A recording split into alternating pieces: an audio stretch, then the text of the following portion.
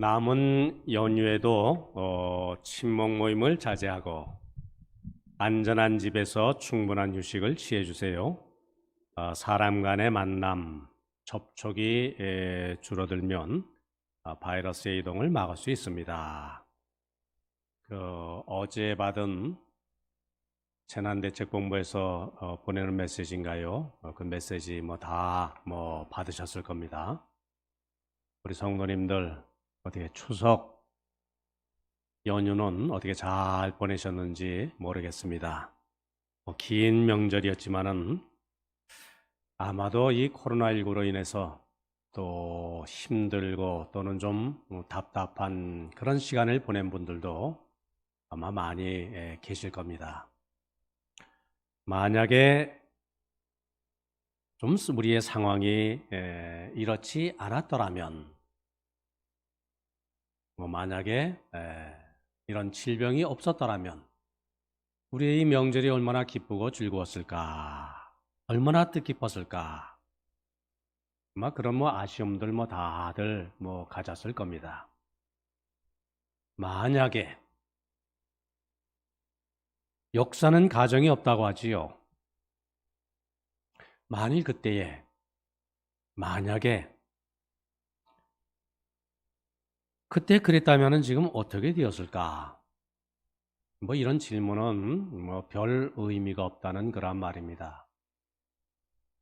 우리 그런 얘기하지 않습니까? 만약에 그때 그 고구려가 그 연개소문이 우리나라 삼국을 통일을 했었다면 우리나라는 어떻게 되었을까? 만약에 그때 우리나라가 일제에 의해서 그렇게 나라가 어렵지 않고 독립국가를 유지했었더라면 우리는 어떻게 되었을까?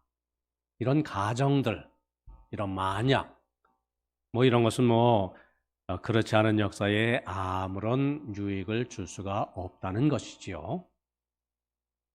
맞는 말입니다. 개인적으로도 그렇습니다. 예를 들자면은 농담으로 만일 내가 저 왼수 같은 저 남편을 만나지 않았더라면 내 인생이 어떻게 되었을까? 내가 그때 그 주식에 투자를 했었더라면 지금 어떻게 되었을까? 하지만 이제 과거의 선택, 그것을 돌이킬 수 없고요. 후회해도 소용이 없는 일이지요. 그러나 한편 이런 과정이 우리 삶에 큰 유익이 될 수도 있어요. 그제는 국군의 날이었지요. 그때 만일 6.25 한국전쟁 그때에 우리 국군이 그렇게 용감하게 생명까지 내놓고 이 나라를 지키지 아니하였더라면 우리는 어떻게 되었을까? 이번 토요일에는 지인의 그 아들이 결혼식을 올립니다. 만약에 내가 이렇게 고운 신부를 만나지 못했다고 했었더라면은 과연 내가 행복이 무엇인지 알 수가 있었을까?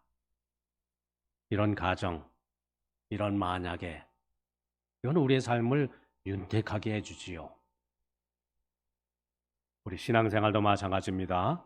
오늘 본문 시편 시인이 뭐라고 노래하고 있습니까? 1절 말씀 보니까 그 만약이라는 단어는 없지만요. 괄호 속에 있는 것을 우리가 꺼내자고 한다면 만약 그때에 하나님이 우리 편에 계시지 아니하셨다면 우리가 어떻게 되었을까? 자, 다윗은 그 삶의 정점에 서서 자신의 살아왔던 그 발짝 한 걸음 한 걸음 이렇게 돌이켜보면서 이렇게 하나님을 찬양하고 있지요. 그때 그 당시에는 내가 미처 알지 못했지만, 미처 느끼지 못했지만 되돌아보니까 거기에 하나님의 그 사랑의 손길이, 그 은혜의 돌보심이, 하나님의 놀라운 도심이 기적과 같이 내 삶을 지배했구나. 선히 인도하셨구나. 이것을 기억하고 감사하는 마음으로 하나님을 찬양하고 하나님께 감사하는 예물을 드리고 그 신앙을 고백하고 있습니다.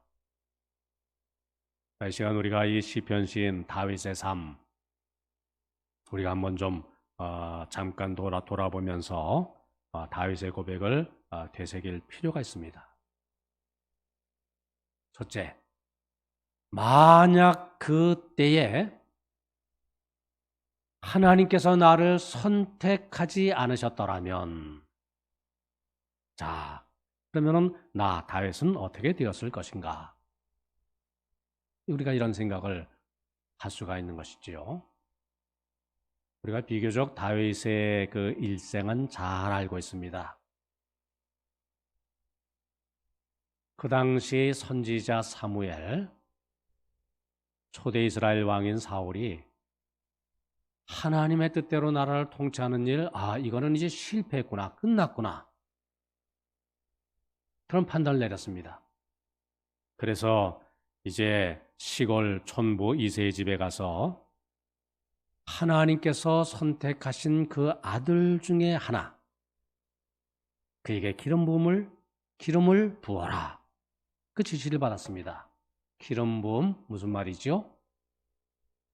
왕으로 선택받았다는 것을 의미하는 것이지요.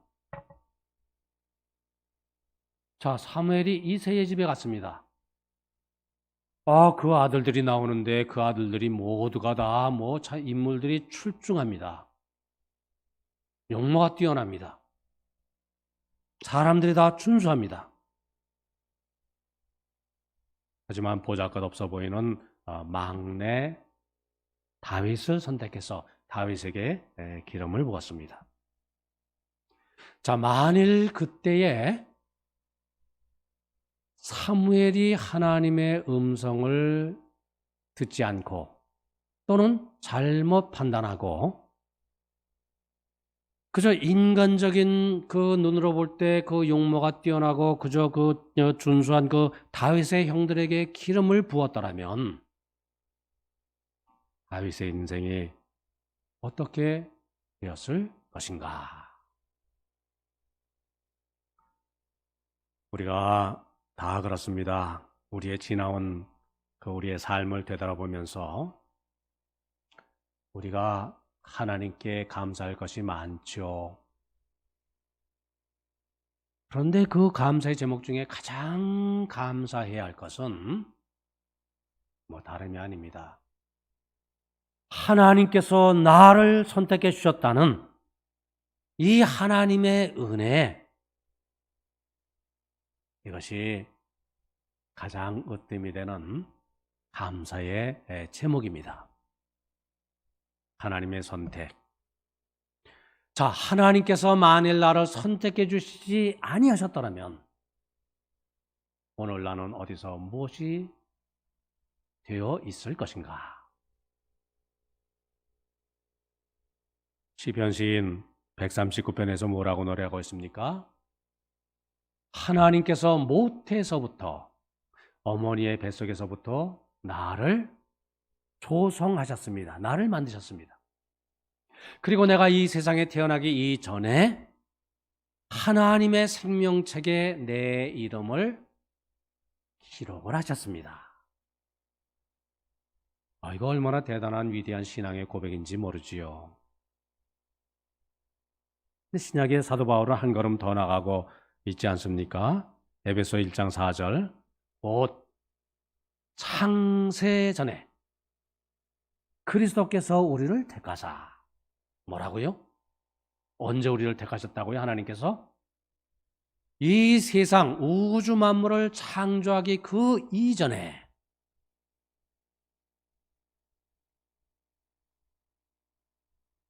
얼마나 위대한 또는 놀라운 그런 신앙의 고백이요 간증인지 모릅니다.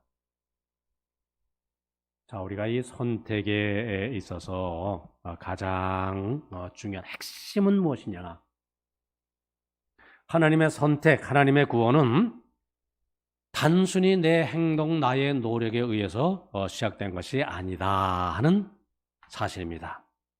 하나님께서 나에 대한 구원의 계획을 미리 세우시고, 그리고 하나님의 그 계획에 따라서, 하나님의 그 놀라운 섭리에 따라서 하나님이 나를 찾아오셔서 나를 선택해 주셨기 때문에, 그래서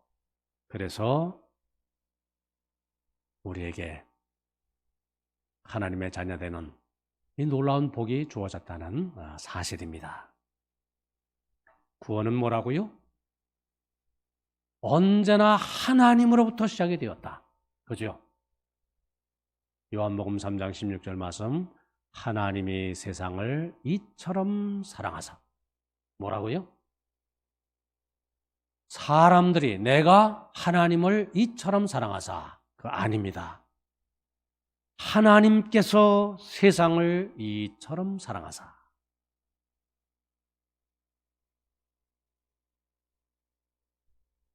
그러니까 성경에 뭐라고 되풀이 반복해서 말씀하고 있습니까? 너희가 나를 택한 것이 아니요 내가 너희를 택하여 세웠나니. 그렇게 말씀하고 있지요. 우리가 곰곰이 생각하면은요, 사실 내가 예수님을 믿는 것 아닙니다.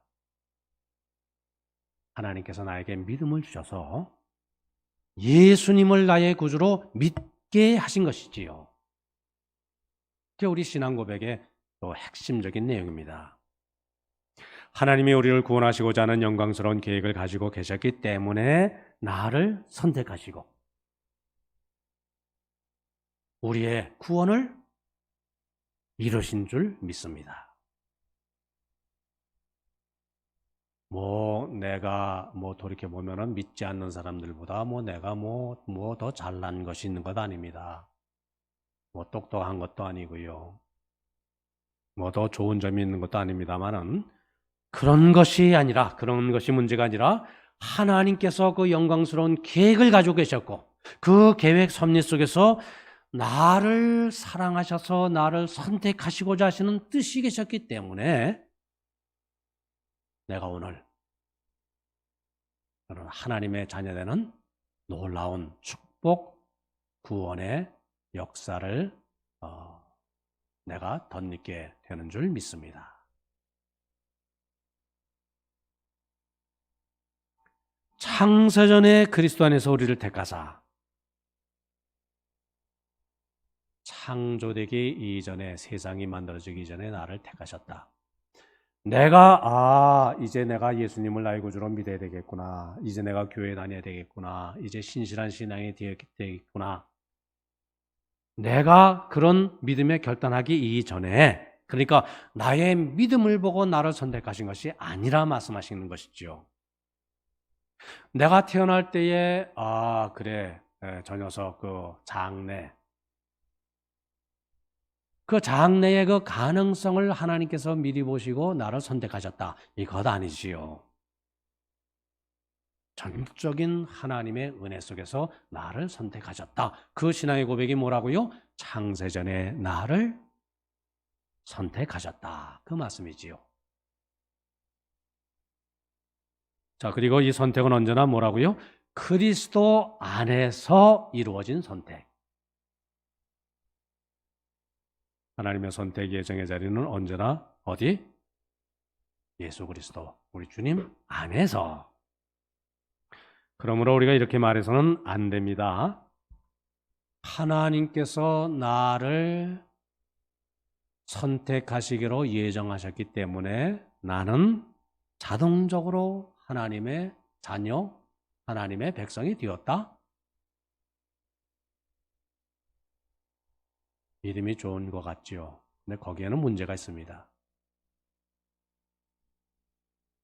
자, 여기 부산에서 이제 서울로 향하는 KTX 지금 11시 35분 부산역에서 출발했습니다. 2시에 서울역에 도착할 예정입니다.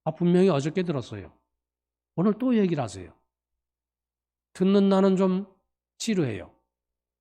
그러나 본인에게 있어서는 그것이 얼마나 소중한 삶의 생명의 체험인지 모르기 때문에 되풀이해서 반복해서 계속해서 그 말씀을 이렇게 하시는 것이지요.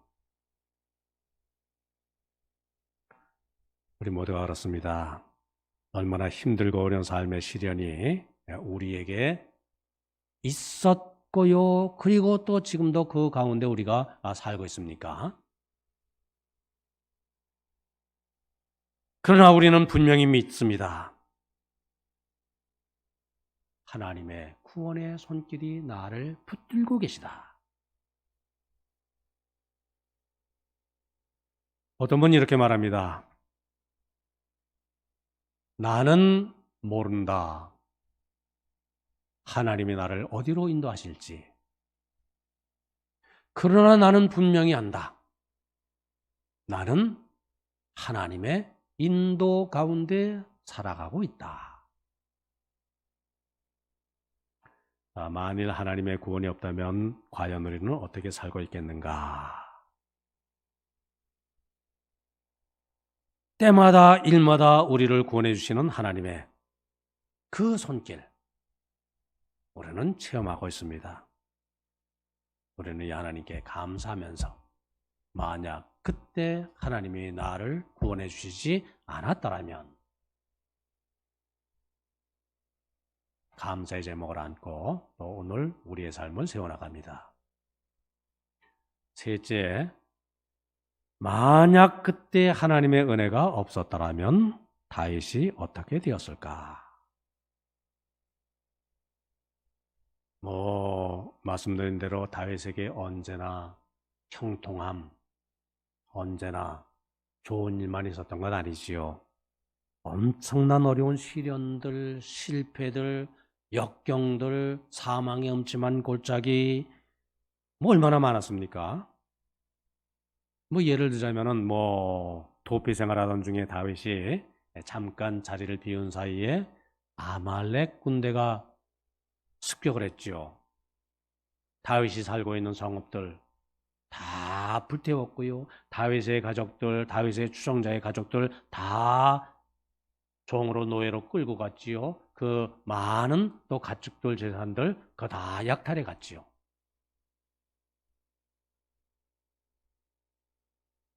그 말씀 보면 이렇게 기록이 되어 있어요. 좀 이렇게 번역을 해서 하자면 다윗이 울 기력이 없도록 울었다. 울 기력이 없을 때까지 소리 높여 울었다. 얼마나 절망적인 그런 상황이었겠습니까? 자, 그러나 3에서 30장 6절 말씀 보면은 다윗이 크게 다급하였으나 그 다음 말씀 그의 하나님 여호와를 힘입고 용기를 얻었더라.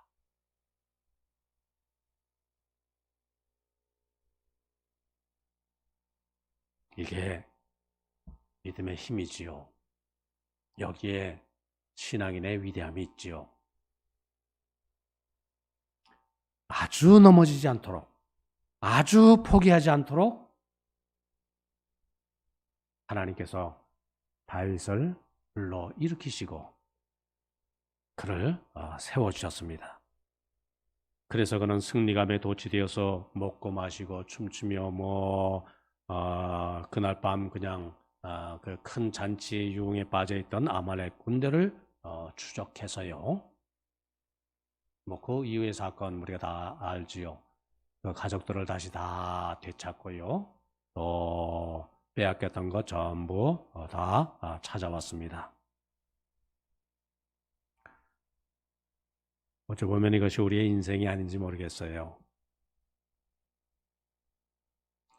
한때 어떻게 생각하면은 다 망한 줄 알았는데, 내 인생이 끝난 줄 알았는데, 근데 이것 한번 좀 돌아서서 지나보니까 내가 잃은 것, 그것 없게 하신 하나님의 은혜. 나는 다 끝난 줄 알았는데 그건 뭐 별것 아니었구나. 다 잃은 줄 알았는데 지금 내 삶에 어려움을 없게 하신 하나님의 은혜, 그 사랑.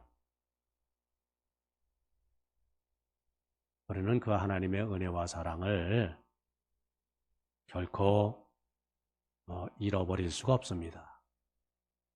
이것 감사하며 우리는 살고 있습니다. 우리 삶의 발자국마다 그때는 느끼지 못했지만 이제 생각해 보니까 거기에도 하나님의 손길, 하나님의 은혜가 미치고 하나님의 인도하심과 도우심이 있었고 하나님이 보이지 않는 손을 써주셨구나. 자, 이런 고백이 있으면 우리가 감사에 또 감격에 또 기쁨에 그 심령으로 이렇게 하나님을 우리가 예배할 수 있는 줄 믿습니다. 다윗이 그렇게 살았고요. 오늘 우리도 그렇게 우리 성도님 다 살게 되기를 바랍니다.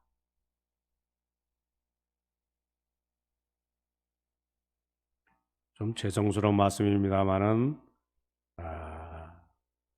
혹시 가끔 저는 개인적으로 이런 생각이 들어요.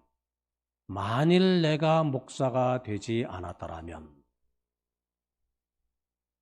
만약 내가 다른 길을 걸어갔더라면 나는 지금 뭐 어디서 무엇이 되어 어떻게 살고 있을까? 예를 들자면 그렇습니다. 오랜만에 만난 친구가 정말 남부럽지 않게 살고 있는 모습을 이렇게 보게 될 때, 또는 학교 동창들 경제적으로나 사회적으로 소위 성공한 모습을 보게 될 때,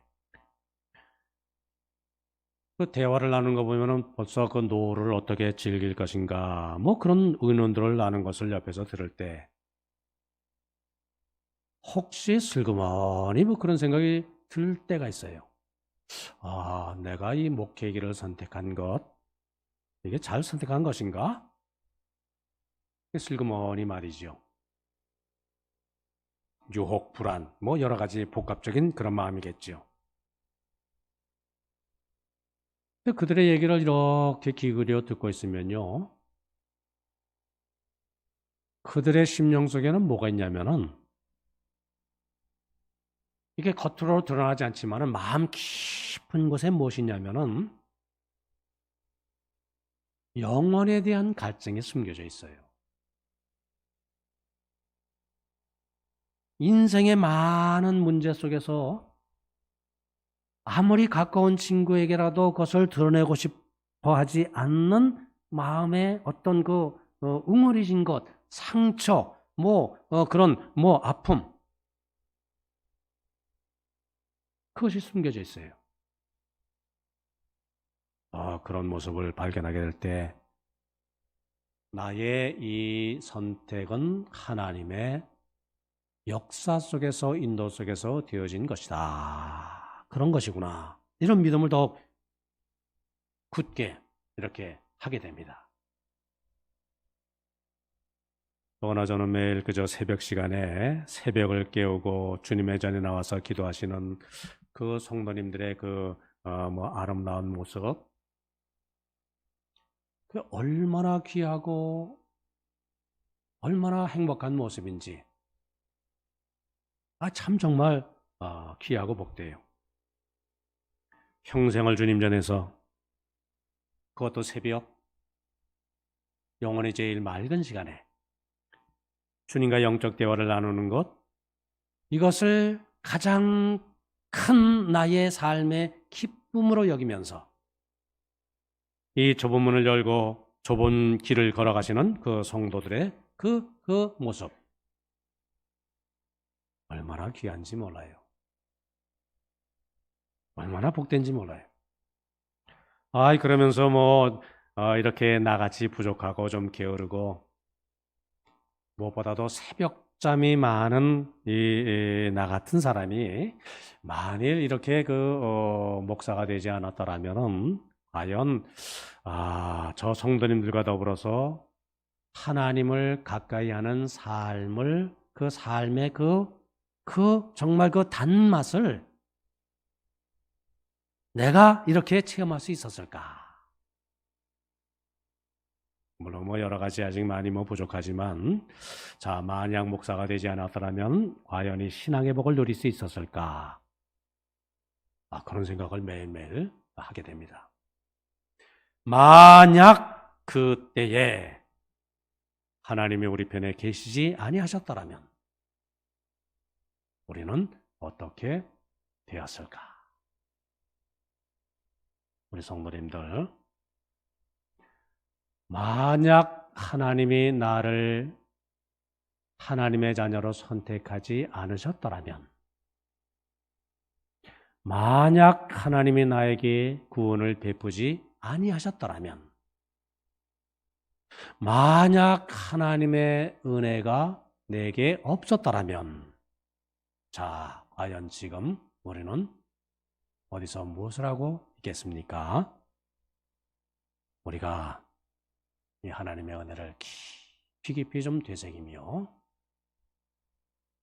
깊이 체험하며 더욱 주님의 이 은혜의 세계를 감사하고 기뻐하고 그 은혜의 세계에 온전히 나를 맡기며 사시는 우리 성도님들 모두 되시기를 바랍니다.